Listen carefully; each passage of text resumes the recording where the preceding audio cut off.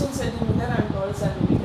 What is the perimeter of the rhombus? என்ன சொல்றாங்கன்னா ஒரு சாய்சதுரத்தின் மூலைவிட்டங்கள் 16 சென்டிமீட்டர் மற்றும் 12 சென்டிமீட்டர் எனில் அதன் சுற்றளவு என்ன?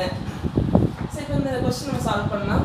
இன்னும் சாய்சதுரத்துக்கு மூலைவிட்டங்கள் கொடுத்துருக்காங்க. சாய்சதுரத்துக்கு எல்லா பக்கமும் சமமாக இருக்கும். எல்லா பக்கமும் சமமாக இருக்கும். அதை ஏன்னு வச்சுக்கலாம்.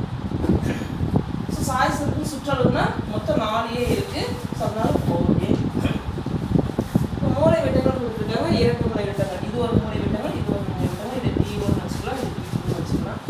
சரி, ஓகே. இப்போ நம்ம மூலைவிட்டம் வந்து கொடுத்துருக்காங்க, எழுதிக்கலாம். T1 வந்து நமக்கு எத்தனை 16. T1 வந்து 16 சொல்லியிருக்காங்க. T2 வந்து எவ்வளவு 12. சரி, இது வந்து 2 மூலைவிட்டங்களும் வெற்றி கோணம் வந்து 90 டிகிரி செங்கோணம். அதனால பாருங்க, இப்போ 8னா ஃபுல்லாக 8, இதில் ஃபுல்லாக 16. ஸோ பாதி 8 வச்சுக்கலாம். இங்கே வந்து 12. ஸோ தனியாக நான் போட்டு காமிக்கிறேன். ஸோ ஃபுல்லாக 16னா பாதி எடுத்துக்கோங்க. 8 இது ஃபுல்லாக 12. இங்கேருந்து இங்கே வர 12.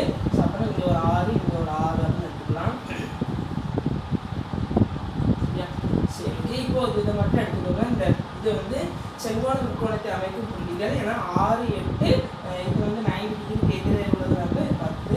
ஸோ நமக்கு வந்து ஏ வந்து 10 கண்டுபிடிச்சாச்சு. So perimeter